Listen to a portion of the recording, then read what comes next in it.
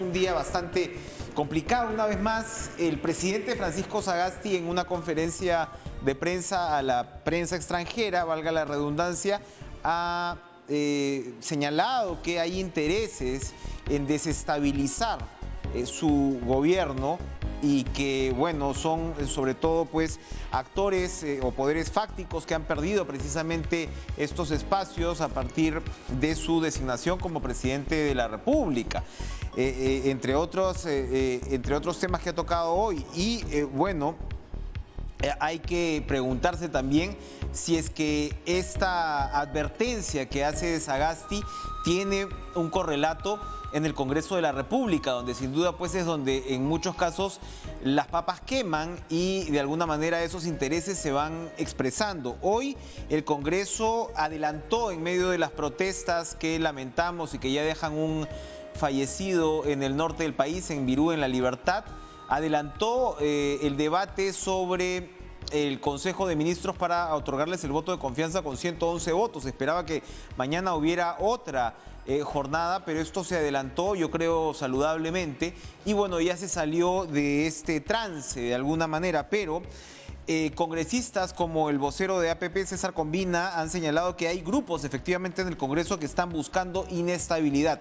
Vamos a conversar con el congresista Combina precisamente sobre este y otros temas, porque lo escuchamos hablar ahora mismo también, congresista, durante el debate, y usted hacía una serie de advertencias y preocupa la situación del país ahora mismo, precisamente porque se respira este ambiente de inestabilidad y uno no sabe si existe precisamente este correlato político al que me refería. ¿Cómo está? Buenas noches, gracias por estar con nosotros. Buenas noches a todos los que nos están sintonizando. El día de hoy y en los últimos días el Congreso ha estado bastante movido y desde la bancada Alianza para el Progreso lo que queremos es transmitir lo mismo que mandamos como mensaje en el día de hoy en el voto de confianza, que se necesita paz social, se necesita estabilidad y se necesita poner todos el hombro para poder sacar el Perú adelante. No podemos dejar separado el Congreso del gobierno de transición y no podemos caer en intentos, por así decirlo, irresponsables desde el Parlamento, de algunas personas o algunas bancadas que buscan la sinrazón para decir no, este no es el momento de crear más crisis. Precisamente hemos visto algunas muestras, ¿no?, de parlamentarios que irían en esa dirección. La pregunta de fondo es si ellos van a tener o van a encontrar, ¿no?, algún tipo de apoyo, ¿no?, o de predicamento en el Congreso, porque también uno sabe que apenas la situación social pues se puede ir desestabilizando, también este apoyo puede crecer. Me refiero a la denuncia penal que ha presentado el señor Edgar Alarcón contra el vicepresidente del Parlamento, el señor Roel, de Acción Popular. Denuncias penales que están basadas en realidad en solicitudes de información. No se entiende muy bien por qué ir hasta una denuncia penal. O la reacción del señor Merino de Lama ayer en una de las votaciones, ¿no?, de una cuestión previa que se refirió pues a los 16 días de un gobierno nefasto. No sé cuál habría sido el calificativo del señor Merino de Lama sobre los 5 o 6 días que él estuvo al frente. Pero a lo que voy es que esto que estamos viendo desde fuera, quisiera que nos cuente si es que tiene el suficiente rebote, el suficiente apoyo dentro de grupos en el Parlamento. En el Parlamento creo que el voto de confianza ha manifestado que la mayoría de fuerzas políticas apostamos por el diálogo, apostamos por el reconocimiento de la diferencia y por entender que el gobierno de transición democrática es un gobierno que nace también desde el Parlamento. No es un gobierno elegido en las urnas, producto de una elección presidencial normal, sino más bien que nace para resolver una crisis nacional, una crisis en donde sería muy irresponsable decir que nadie tiene ningún tipo de participación. En Alianza para el Progreso nosotros nos hemos puesto a disposición no solamente del Parlamento, sino también del gobierno de transición para aportar con soluciones, para aportar con críticas constructivas. Y el día de hoy lo hemos visto también a nivel de discursos, a nivel de mensajes y a nivel de votaciones, que hay personas que todavía tienen la sangre en el ojo, que no quieren entender que lo que le vaya bien al gobierno de transición es lo que va a ir bien a todos los peruanos. En ese sentido, creo que yo llamaría, y lo vuelvo a hacer, a la reflexión a colegas que, por ejemplo, el día de hoy han votado manifiestamente en contra de un voto de confianza. ¿Cuál es la motivación que podría el día de hoy, cuando la votación ha sido mayoritaria y amplia, la confianza hacia el gabinete, en donde inclusive hemos hecho un gesto político que pocas veces se ve en la historia? Hemos reducido y retirado de la lista de oradores de muchas bancadas, de casi todas, para permitir que el voto de confianza se adelantara. El voto de confianza estaba planificado para el día de mañana. Nosotros lo hemos adelantado porque creemos que los ministros deben estar resolviendo los problemas del Perú y no estar en una burbuja que es el Parlamento, perdiendo tiempo valioso mientras que hay crisis social, crisis económica y muchos problemas por resolver.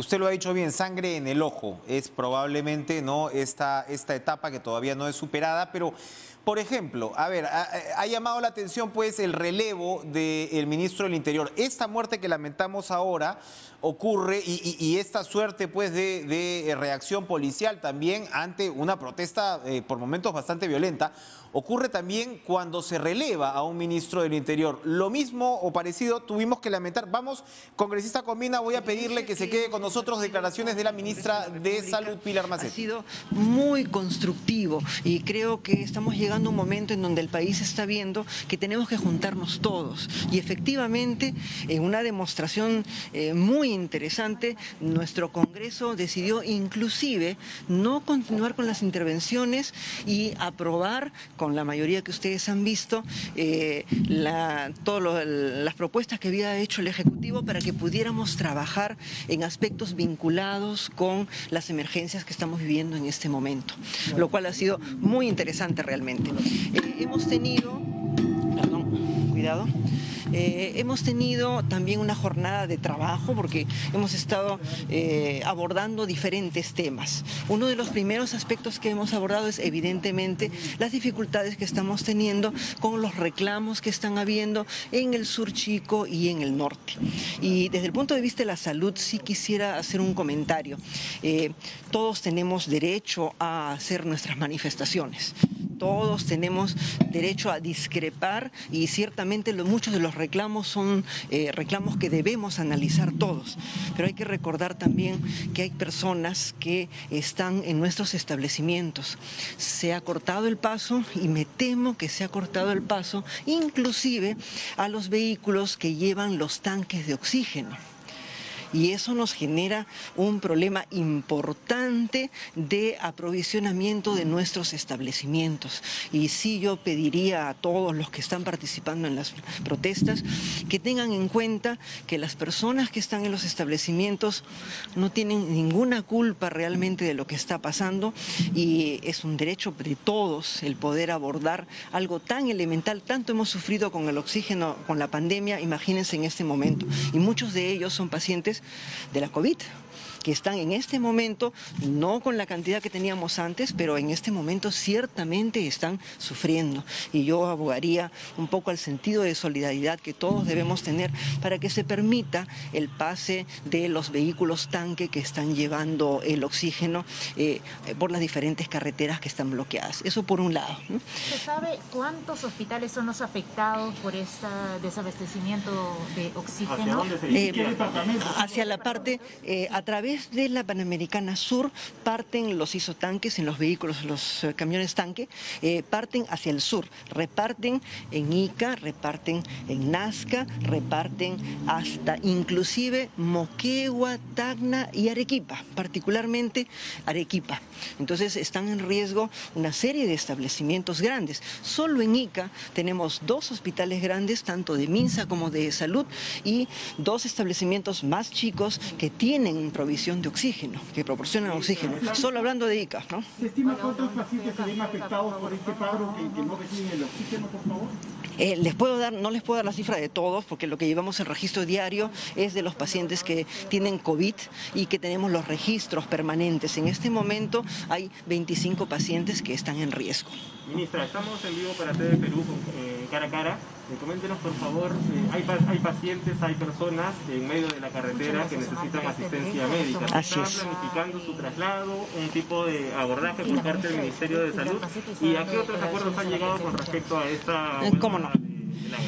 Con respecto a la atención de la emergencia propiamente, hay un sistema que el Ministerio de Salud ya tiene desde hace tiempo que nos permite coordinar, nuestra Dirección de Emergencias y Desastres coordina con los directores regionales. Y, por ejemplo, el director de la Direza Ica, él mismo presencialmente ha ido con las ambulancias, han recorrido todo el camino y se ha hecho toda una ruta de evacuación.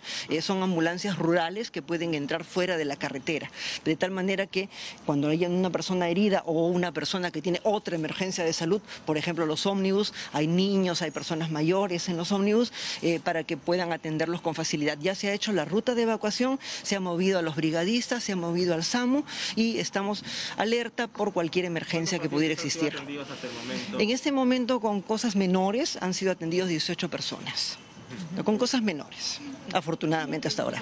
¿Cuándo se reactivaría la cuarta fase de la economía del Perú?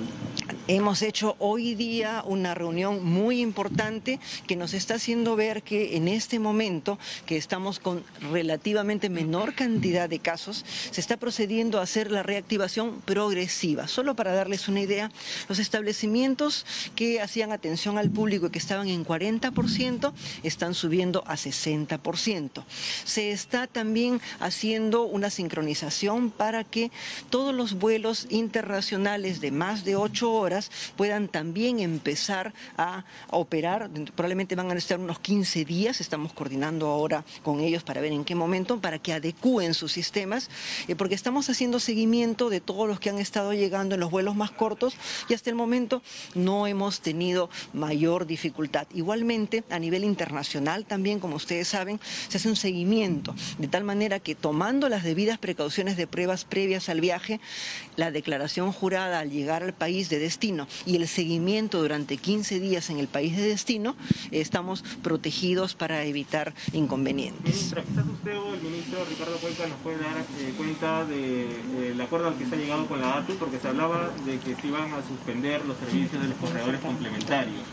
Y es que ya llegaron a un acuerdo, porque se comunicaba de que se podía suspender el servicio para el día de mañana. Sí, ha habido ya, me parece, ha habido ya un acuerdo, inclusive ha habido reuniones y se está sacando un documento. Los detalles sí no le podría precisar porque no es mi área de competencia, pero sí les puedo decir que ya hay un acuerdo para que se haga un apoyo para que no tengan dificultades. ¿Qué le pareció el voto de confianza ahí en el Congreso? Ya les digo, ha sido... Probablemente he tenido que ir varias veces al Congreso en diferentes momentos y la verdad que ha sido muy interesante, ha sido toda una demostración de la madurez que debemos tener todos. Algunas veces tenemos que pasar por momentos difíciles, momentos de enfrentamiento, de discrepancia, pero creo que hoy ha sido una lección de unidad para nuestra patria y todos tenemos que tener confianza porque somos un gobierno de transición en este momento y en realidad tenemos que ser realistas, hacer las cosas que verdaderamente somos capaces de hacer y sentar las bases para que el siguiente gobierno pueda operar en las mejores condiciones posibles. Ministra, un favor, volviendo al tema de Ica, por favor, bueno, también el paro agrario, ¿se sabe mayor información con respecto al joven fallecido, no? Porque hemos escuchado a la Premier también indicar de que habría fallecido por hechos aislados, pero quisiéramos saber mayor, no sé, mayor información al respecto. Lo que se sabe hasta ahora, por la referencia de la parte de salud que nos compete, hasta dónde nos compete, se estaba atendiendo a 5 personas heridas en el establecimiento de salud. Eran 4 efectivos que habían recibido traumatismo encefalocraneano y una dama que al ver la situación había tenido un problema de descontrol importante, se asustó demasiado. Y en esas circunstancias ha llegado un vehículo menor, un mototaxi, y ha dejado a esta persona ya fallecida. Hasta allí tenemos conocimiento. La fiscal va a acudir a la zona, o ya debe estar en este momento ahí, ya, discúlpeme, pero en la última hora sí ya no se dio el tema. La fiscal estaba acudiendo para hacer las constataciones del caso. Entonces todavía no se descarta que habría sido pues producto de... Yo creo que las investigaciones nos dirán porque hay que ver el tipo de herida, el orificio, eso hay que estar ahí presente, ¿no? En este momento hay que dejar que las investigaciones sigan. La tercera mesa de diálogo. Muchísimas gracias, Omar. ¿Se pretende llegar a un buen puerto con los agricultores?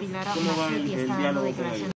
Yo creo que el diálogo ha sido constructivo, se les ha informado de las diferentes alternativas que el ministro de Agricultura y el ministro de Trabajo les pueden explicar con mayor detalle, pero se suspendió cuando ya hubo una serie de intercambio de ideas y posteriormente un equipo técnico ha ido al Congreso y ha estado conversando con el Congreso de la República para informar lo que se había conversado y ver qué otras decisiones nuestro Congreso también puede apoyar para el día de mañana. Ministra, estamos en vivo. Gracias por estas declaraciones de la ministra Pilar Mazzetti. Regresamos con el congresista César Combina. Le agradecemos además por quedarse con nosotros, pero precisamente establecemos un diálogo con lo que usted estaba señalando. La ministra Mazzetti ha reiterado, ha saludado lo que ha calificado como la madurez del Congreso en adelantar este voto de confianza que, como usted decía antes de este paréntesis, ha sido bastante contundente. Sí, definitivamente este Parlamento ha demostrado que tenemos que poner al Perú primero. Y creo que es digno de saludar de todas las bancadas que en un gesto histórico han retirado su lista de oradores para poder pasar el voto. En este Parlamento también hay otras personas que no han tenido estos mismos gestos, que no han tenido la visión de poder permitir la investidura rápida de este gabinete y que los ministros vayan a las regiones a resolver los problemas. El día de hoy, en estos momentos inclusive, estamos ya debatiendo en una comisión mixta de la Comisión Agraria y la Comisión de Economía una propuesta sobre el régimen especial agrario, y creo que también el Poder Ejecutivo se ha puesto las pilas con respecto a esta situación que no solamente vincula un sector muy importante de la economía como la agroexportación, sino sobre todo la dignidad de los trabajadores, los derechos laborales y las familias que dependen de este mismo sector. Cuénteme, ¿a qué va a apuntar esa propuesta? Porque el Congreso, bueno, el Ejecutivo, mejor dicho, lo que proponía era derogar la parte laboral de la ley. Y claro, la ley tiene, por supuesto, otros puntos. Tiene el tema, en fin, el reconocimiento del trabajo temporal como tal, tiene el tema tributario que preocupa mucho a los agroexportadores. Vamos a hablar finalmente de la derogatoria de la ley o de la reforma y derogatoria de este capítulo únicamente.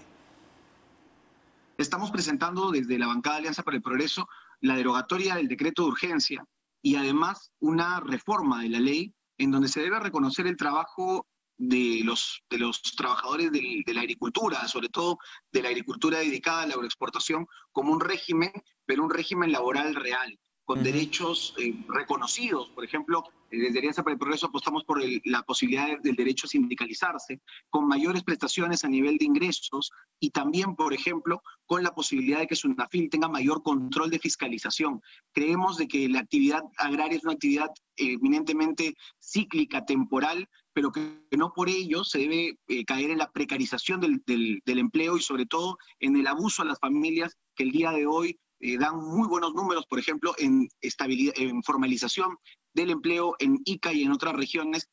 Esta situación de un régimen que garantice mejores condiciones para los trabajadores debe ampliarse no solamente el sector de agroexportación, sino a otros sectores. Para terminar, la propuesta que ustedes manejan implica un incremento salarial, porque en el decreto pues establecía incluso estos famosos 39 soles que son parte también del debate.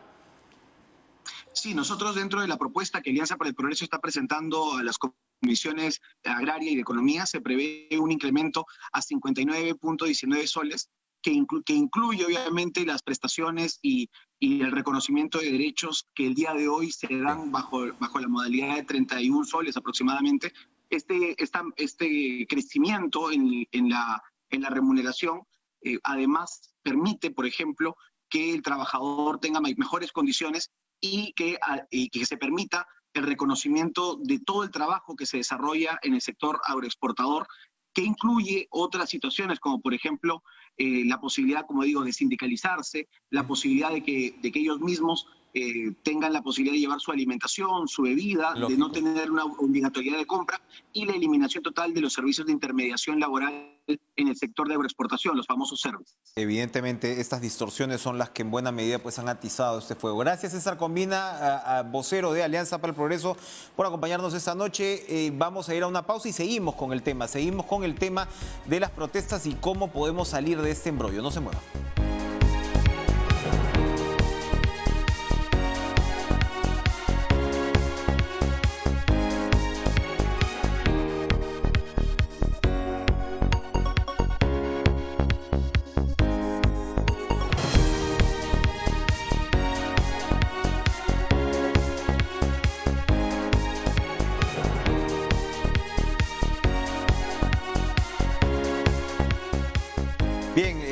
Le damos la bienvenida a Rolando Luque, adjunto para la prevención de conflictos sociales y gobernabilidad de la Defensoría, por supuesto, institución fundamental para poder encauzar esta protesta de la mejor manera posible. Ya tenemos que lamentar un fallecido en el norte del país, en La Libertad de Imbirú, y en Ica acabamos de ver cómo continúan el bloqueo pues, de las carreteras, con el consiguiente realmente problema de las personas que quieren trasladarse pues a sus puntos de destino. Lo acaba de declarar a propósito de la materia la ministra Pilar Macetti, en medio de una pandemia nada menos.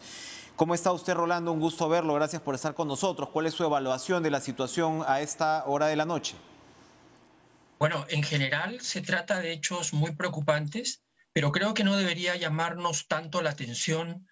Lo que sucede es que cada que ves que hay un hecho o un episodio muy violento, es como si redescubriéramos la conflictividad social en el Perú, cuando a lo largo de estos años hemos tenido sucesivamente conflictos sociales. En la actualidad, de acuerdo al reporte de la Defensoría, son 191 casos.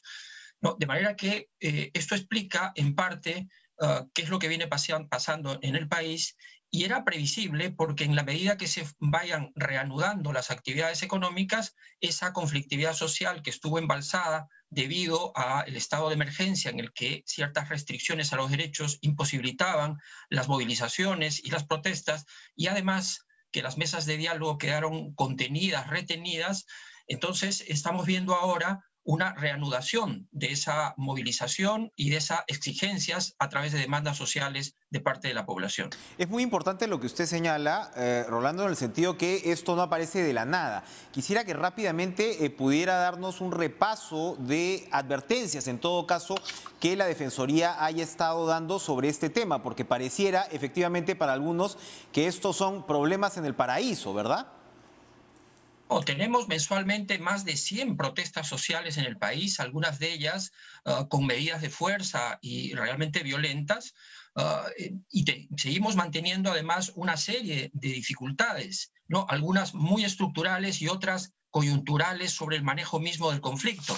Yo creo que en este caso particular de Ica y lo que viene ocurriendo en el norte también, las movilizaciones de los ronderos hace 2 días, el bloqueo que hay actualmente en Cotabambas, los enfrentamientos que han habido en Caravelí hace unas horas, todo eso lo que demuestra es que cuando la sociedad percibe que la institucionalidad es frágil, tiende a actuar a través de vías de hecho para plantear sus demandas, para colocar temas en la agenda, llamar la atención de las entidades estatales. Entonces lo que estamos viviendo es una consecuencia en esta coyuntura de la continua inestabilidad política que vive el país. Afortunadamente hoy ha habido una muy buena señal desde el Congreso de la República, que espero que tenga un efecto en la sociedad y podamos canalizar los conflictos. Esa buena señal ha sido la confianza dada a la presidenta del Consejo de Ministros y a su gabinete de parte del Congreso de la República, y el hecho también de que estén abocados en este momento a encontrar una salida al problema entre los agricultores y las empresas agroindustriales. Hemos visto escenas de protestas realmente enardecidas, pero ¿la Defensoría tiene alguna evaluación inicial sobre el papel de la policía? Lo pregunto porque lamentablemente esto se está desarrollando precisamente otra vez en medio de un relevo ministerial, y sabemos cuál puede ser la consecuencia a veces en lo que es el manejo de una institución como la policía. El vacío de poder se puede sentir. Sí, yo creo que lo ocurrido en Cao o Virú está todavía por esclarecerse. No hay que sacar una conclusión inmediata. La Defensoría ha intervenido, estuvo en la carretera en las circunstancias en las que se produjeron los enfrentamientos, y en las últimas horas ha colaborado para que la fiscal pueda ingresar hasta la zona, hacer el levantamiento del cadáver, llevarlo al centro de salud para practicarle la necropsia. Solo después de que tengamos el protocolo de necropsia podremos saber cuál ha sido la causa exacta de la muerte de esta persona, de este joven de 19 años que lamentamos tanto. Pero hay un asunto de fondo en relación a la Policía Nacional. Nos ha llamado mucho la atención su comportamiento, por ejemplo, en las marchas que hubo en Lima, cuando en los últimos 2 años habíamos visto una policía más prudente. además encargándole a quienes deben tener el control de la situación, que son las unidades de servicios especiales. Sin embargo, en los últimos días y en las últimas marchas hay una presencia de DINOES preocupante, ¿no? Porque no es una unidad entrenada para este tipo de situaciones que son control de multitudes, conocimiento en el terreno del tipo de actor que interviene, sino que están entrenados para otro tipo de situaciones, ¿no? Pero lo que corresponde es que la Policía Nacional, y ahora con el nuevo ministro del Interior, se pueda hacer una evaluación en profundidad de cuáles son los problemas. Y entre ellos yo podría señalar dos que me parecen de urgente tratamiento: la capacitación y el entrenamiento de la Policía Nacional en el uso de la fuerza. Eso es fundamental. Y lo segundo, revisar la formación que tienen en las escuelas de oficiales y suboficiales, que al parecer no sería lo eficiente que necesitamos. Efectivamente, hay un tema sobre la formación que al parecer pues se ha degradado mucho en los últimos años. Para terminar, ¿qué se le dice a las personas que están varadas? En el caso de Ica hemos visto casos realmente dramáticos, urgencias médicas, por supuesto ya estamos hablando de temas de salubridad dentro de los mismos buses, falta de mascarillas en medio de la pandemia y claro, por lo que acabamos de hablar también con el Congreso, no es que probablemente el tema de la ley se vaya a resolver de manera realmente rápida. Están en medio de un debate, están tratando de llegar a un consenso. ¿Qué se les dice a esas personas? Bueno, lo primero que hay que decir es que los bloqueos son actos ilegales. Eso lo tienen que recordar bien quienes están en la carretera en este momento. En segundo lugar, estamos hablando de la Panamericana, una carretera de alto tránsito y que además sirve de comunicación para actividades económicas muy diversas, de manera que los costos económicos son muy altos en este momento. En tercer lugar, que siempre que se mantiene una situación de tensión, no hay el enorme riesgo de que pueda haber un enfrentamiento con afectaciones a la integridad física o a la vida de las personas. Se debe aplicar un protocolo de intervención humanitaria en la situación actual en Ica, de manera tal que se puedan crear unos corredores que faciliten la salida de especialmente personas en riesgo. Me refiero a niños, niñas, a adultos mayores, a personas enfermas, a mujeres embarazadas que necesitan ser trasladadas inmediatamente. Ahí no debe haber ningún tipo de restricción y hacemos un llamado justamente a los dirigentes y a todas las personas que están movilizadas en la carretera a tener un poco de conciencia y de respeto a los derechos de las personas, sobre todo estas que he mencionado, que están en una situación de riesgo. Gracias, Rolando Luque, adjunto para la prevención de conflictos sociales de la Defensoría del Pueblo. Efectivamente, el derecho a la protesta debe estar garantizado, pero también el derecho, por supuesto, al libre tránsito y a la salud de estas personas que son víctimas sin tener en realidad nada que ver con la situación. Recuerda el adjunto Rolando Luque que los bloqueos de carretera son ilegales. Ojo con esto. Vamos a una pausa y regresamos precisamente a darle una mirada en vivo a la situación en Ica. No se vayan.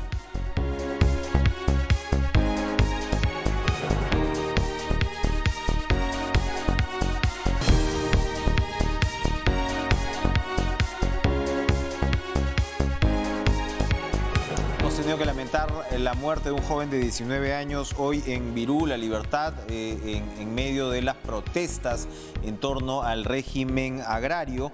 Y nos vamos a comunicar precisamente con Miguel Infantes. Él se encuentra en Virú, pero en el distrito de Chao, para que nos cuente, al parecer, por lo que ya vemos allí, también problemas, bloqueos, lamentablemente, con el transporte.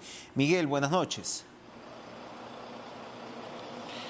Muy buenas noches, Enrique. Efectivamente, TV Perú ha llegado hasta el kilómetro 497 de la Panamericana Norte en el distrito de Chao. Y aquí la gente está pidiendo ayuda, está pidiendo auxilio. Por ejemplo, este vehículo de transporte interprovincial nos manifiestan que hay niños al interior, está parado desde las 5 de la mañana. Aquí en la Panamericana Norte hay letreros que nos ponen, es un poco complicado acercarnos porque es el segundo nivel de este vehículo interprovincial. Hemos hecho nosotros el recorrido importante en la Panamericana Norte y hay varios kilómetros de vehículos varados aquí de transporte interprovincial, camiones, ¿no? Nos manifestaba hace unos instantes un conductor de transporte interprovincial que han habido incidentes incluso más temprano han quemado llantas aquí en esta zona. Hay un número de manifestantes, incluso se enfrentó a la policía, según nos ha indicado. Ellos están bastante atemorizados con lo que ha venido ocurriendo en el transcurso del día. Nosotros hemos hecho un recorrido bastante extenso y los vehículos están varados por varios kilómetros. Nuestro compañero Marco Rodríguez está recorriendo la zona aquí en la Panamericana Norte, en el distrito de Chao. Vamos a mostrar parte de lo que está sucediendo aquí. Hay llantas quemadas en medio de la vía, hay piedras en medio de la vía. Se dice que esto va a continuar el día de mañana. Todo esto ocurre en el marco de una paralización de los trabajadores del sector agrario. Mira, eso es lo que hay cierta humareda que sale aquí todavía a esta altura de la Panamericana Norte.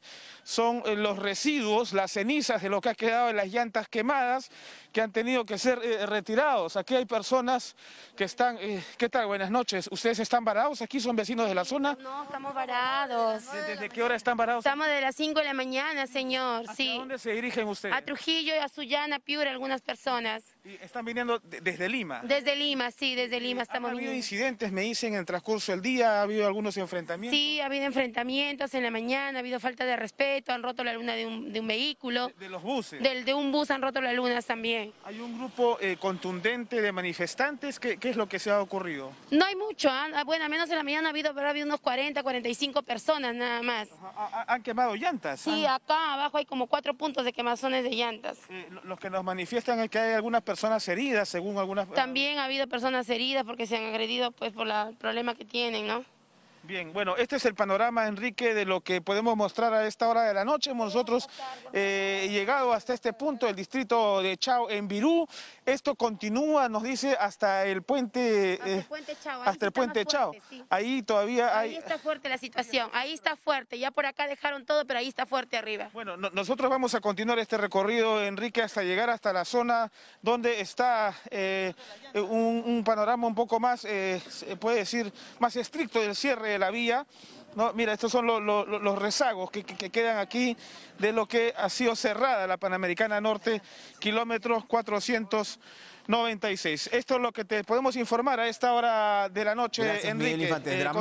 Dramático, así como lo habíamos visto en Ica, lo vemos ahora en el norte del país. Estamos hablando de una potencial complicada, muy complicada situación humanitaria. Rolando Luque de la Defensoría del Pueblo le acaba de recordar a este programa que los bloqueos son ilegales. Hay que de todas maneras apelar al sentido común de los manifestantes que pueden tener razones legítimas, que están encontrando de todas maneras, tarde, mal o como fuera, pero están encontrando una reacción importante desde el poder político, tanto el Ejecutivo como el Congreso, y no se debe bloquear las carreteras. Estamos hablando que estamos en medio de una pandemia. Señores, por favor, no empeoremos las cosas y volvemos a lo que decía el adjunto de la Defensoría del Pueblo. Lo que corresponde en este sentido es un protocolo humanitario muy detallado y un corredor que permita sobre todo el pase de las personas que puedan tener la urgencia realmente de llegar a sus destinos. Mucho ojo, por favor, mucho sentido común. Vamos a comunicarnos con el analista Julio Schiappa Pietra en esta situación tan complicada. Julio, buenas noches. El tiempo siempre es breve en estos momentos y yo lo que quería era pedirle un comentario a propósito de esta situación. Tienes un Congreso que ha tenido el buen tino, en todo caso, de adelantar el voto de confianza y salir de este trance, pero al mismo tiempo hay sectores del Parlamento que siguen golpeando duro. Acabamos de escuchar declaraciones del señor Merino de Lama realmente destempladas en un programa de cable o de televisión, mejor dicho, y por el otro lado, bueno, tienes esta mayoría parlamentaria y tienes a Sagasti que está señalando, bueno, que hay intereses por desestabilizarlo, además de lo ocurrido con la policía. Lo que estamos viviendo en estos momentos se da en medio de un relevo ministerial. Buenas noches. Buenas noches. Yo creo que en primer lugar la primera ministra ha logrado una victoria contundente en el Congreso, claro, motivada por la emergencia, pero ella es una de las personas más empáticas que yo he conocido a lo largo de mi vida. Alguien dijo alguna vez que era la feminista más simpática que había en el país, ¿no? No quiero hacer algo peyorativo, pero evidentemente sus cualidades han salido a relucir hoy día por el trato a los congresistas, ha evitado la rudeza, el mismo hecho de ser mujer ha inspirado un espíritu un poco más tranquilizador. Y creo que eso marca un hecho histórico, ¿no? No solo es la primera ministra mujer, sino además también hoy día ha sido elegida presidente de la Corte Suprema una mujer. Y creo que estos son hechos históricos que nos marcan que el Perú no todo está mal. Y volviendo de frente al tema de la pregunta, creo que efectivamente es ilegal ocupar las carreteras, pero también es ilegal no pagarle lo que se debe a los trabajadores, ¿no? Y creo que ese es el problema, el dilema en el cual el Perú tiene que llegar a una solución. Yo estoy completamente en contra de que uno queme buses o saque llantas a las carreteras, pero aparentemente estas personas no quieren vivir toda su vida con el sueldo mínimo, ¿no? No, evidentemente, y claro, los agroexportadores han gozado pues de un régimen bastante particular que, como sabemos, pues ha creado un emporio que siempre se ha dicho, ¿no? En fin, qué orgullo el del Perú, que se convirtió en una potencia agroexportadora relativamente en poco tiempo, pero al mismo uno se pregunta por qué el gremio permite en todo caso la proliferación de servicios, ¿no? O sea, hay una responsabilidad por parte del Estado de un SUNAFIL débil, pero por otro lado, el que defiende la poca regulación no señala precisamente que el mercado se va a autorregular, y lo que hemos visto es que a la ley se le ha sacado la vuelta. Lo que pasa es que la ley como tal, la ley es hecha por los empresarios, no va a beneficiar a los trabajadores, pero también hay que estar claro en eso, ¿no?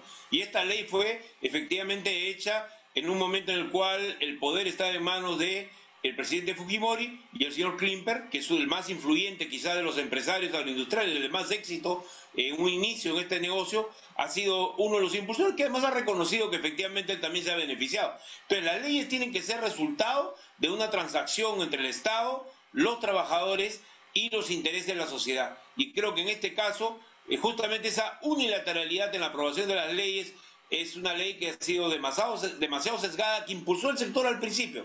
Quizás al principio ha sido necesaria y hay que mantener aspectos, por ejemplo, como el aspecto tributario, que yo sería muy cauteloso. Creo que hay que dar una discusión sobre ese tema, aparte del tema de las medidas laborales, que en sí son un problema y no son fáciles de resolver. No olvidemos que esta es una actividad asignada por la rotación de gente. Pero hay un modelo, que es el modelo del norte, por ejemplo el de Agrosol y otras empresas, que son empresas muchísimo más grandes y que no usan servicios, más bien usan muy pocos servicios y buscan consolidar una masa laboral a la cual incluso le han construido casas, los transportan en buses y le dan desayuno en el centro de trabajo, todo lo cual no ocurre, parece, en un importante sector de las empresas de ICA, porque han recurrido a los servicios como elemento principal. Perfecto. Y para finalizar, Julio, el tema de la advertencia que ha hecho el presidente Sagasti sobre fuerzas que pretenden desestabilizar. Se ha referido sobre todo a actores que obviamente han perdido terreno con su designación como presidente. ¿Hay posibilidad de que esas fuerzas agarren fuerza, valga la redundancia? Bueno, pero dime una cosa, un gobierno que tuvo un premier que tenía el 0.43% de las últimas elecciones, o un líder que tenía 5.000 votos en Tumbes, realmente no representa pues una amenaza real. Por más que vayan a un programa que tiene algo de sintonía y que tiene al más histriónico los conductores de televisión del Perú, que a quien yo admiro como un conductor tipo los de Fox Channel en Estados Unidos. Pero yo creo que hay que estar más cerca de una solución que de estar en este momento buscando teorías de la conspiración en las cuales coinciden incluso algunos sectores empresariales. Yo creo que acá el problema es más simple. Estos son jóvenes. Yo he conocido a algunos de los líderes de la protesta, te digo, Luis Alberto, es increíble. Son extremadamente jóvenes. Son como los jóvenes que se rebelaron en la rebelión, pero que usaban zapatillas en las ciudades. Estos usan hojotas y sayonaras. Son el sector de los pobres que no está dispuesto a seguir viviendo con el sueldo mínimo por toda una vida. Y creo que ayer además ha habido políticos que han sido bien explícitos, que lo que llaman es a la calma, pero para seguir en lo mismo. Bien. Creo que hay que hacer un cambio, ¿no? Un cambio positivo, un cambio que dé tranquilidad, y hay que defender al sector agroexportador como uno de los elementos líderes de la economía nacional de todas maneras, ¿no? Gracias, Julio Schiappa, por acompañarnos. Vamos a una última pausa.